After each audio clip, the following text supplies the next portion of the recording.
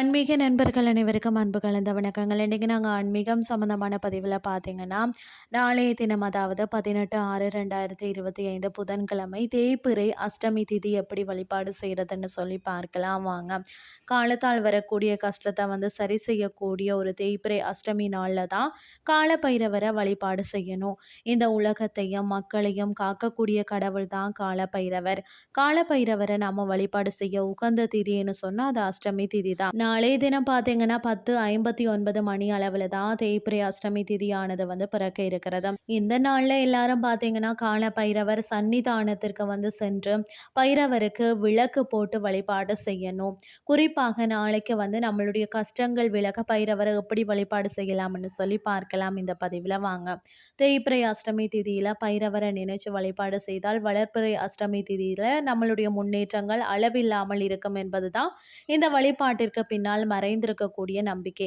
நாளைக்கு புதன்கிழமை மாலை 6:30 மணிக்கு மேலாக வீட்டின் அருகில் இருக்கக்கூடிய சிவன் கோவிலுக்கு சென்று நீங்க பைரவர் சன்னிதானத்துல பாத்தீங்கன்னா இந்த வழிபாட்டை மேற்கொள்ளலாம்.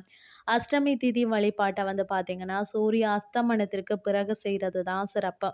இந்த மாதத்தின் அஷ்டமி திதி புதன்கிழமையில இருக்கிறதால உங்கள் வீட்டுல குழந்தைகளுக்கு படிப்புல ஏதேனும் தடை இருந்தாலும் சரி, அது சரியாகணும்னு கூட நீங்க பைரவரை பிரார்த்தனை செய்து கொள்ளலாம். சீக்கிரம் நல்லதும் நடக்கும். உங்கள் வீட்டுக்கு அருகில் இருக்கக்கூடிய பைரவர் கோவிலுக்கு அபிஷேகத்திற்கு என்னென்ன பொருள் தேவைன்றதை நீங்கள் அஷ்டகரிடம் கேட்டு உங்களால் இயன்ற அளவு கூட நீங்கள் அபிஷேகத்திற்கு தேவையான பொருட்களை நீங்கள் வாங்கி கொடுக்கலாம். குறிப்பாக சுத்தமான சந்தனம், சிவப்பு சந்தனம், பால், தயிர் இது போல பொருட்களை கூட நீங்கள் வாங்கி கொடுக்கலாம், நல்லதும். அதே மாதிரி பார்த்தீங்கன்னா மாலை நேரத்தில் பைரவருக்கு கட்டாயமாக ஏற்ற வேண்டிய தீபமாக இருக்கிறது மிளகு தீபம். நம்மள பெரும்பான்மையானவர்களுக்கு பார்த்தீங்கன்னு சொன்னால் இந்த தீபம் எப்படி போடுறதுன்னு சொல்லி தெரியாதவங்க தெரிஞ்சு கொள்ளுங்க. அதாவது என்னன்னு சொல்லி பார்த்தீங்கன்னா ஒரு சிவப்பு நிற காட்டன் துணியில் 27 மிளகுகளை வச்சு சின்ன முடிச்சாக கட்டிட்டு நல்லெண்ணெய் ஊற்றி இந்த மிளகு மூட்டையை போட்டு அப்படியே தீபம் ஏற்றணும். அந்த மிளகு பார்த்தீங்கன்னா அந்த தீபத்தில் எரிந்து வெடிக்க துவங்கும். அதே போல தான் உங்களுடைய கடன் கஷ்டம் எல்லாமே வெடித்து சிதறம் என்பது தான் நம்பிக்கை. குறிப்பாக இந்த தேய்பிறை அஷ்டமி நாளில் காலபைரவருக்கு புனுகு வாங்கி தானமாக கொடுக்கலாம். முந்திரி பருப்பு மாலை கட்டி கூட போடலாம். மாதுளம் பழம் முத்துக்களை உதிர்த்து கூட நீங்கள் பிரசாதமாக வச்சு அந்த பிரசாதத்தை கோவிலுக்கு வரக்கூடிய பக்தர்களுக்கு நீங்கள் தானமாக கொடுக்கலாம். தயிர் சாதம் நெய்வேத்தியம் வச்சு கூட ஏழைகளுக்கு அன்னதானம் செய்யலாம். மேலே சொன்ன விஷயத்தில் ஏதாவது ஒன்று உங்களால் முடிஞ்ச அளவு நீங்கள் செய்யலாம். நிச்சயம் நல்ல பலன் கிடைக்கும். எதுவுமே செய்ய முடியாத சூழ்நிலையில் இருக்கிறவங்க கூட இருப்பாங்க.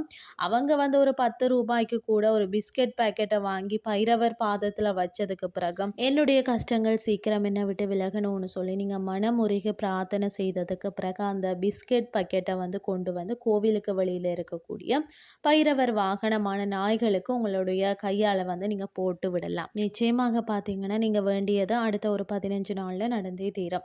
நம்பிக்கை உள்ளவங்க இந்த ஆன்மீகம் சார்ந்த பதிவு நல்ல பலனை தரும் என்ற தகவலுடன் நான் இன்றைய ஆன்மீகம் சார்ந்த பதிவை நிறைவு செய்து கொள்கிறேன். இதே மாதிரி இன்னும் மற்றொரு ஆன்மீகம் சார்ந்த பதிவோடு உங்களை சந்திக்கிறேன். நன்றி.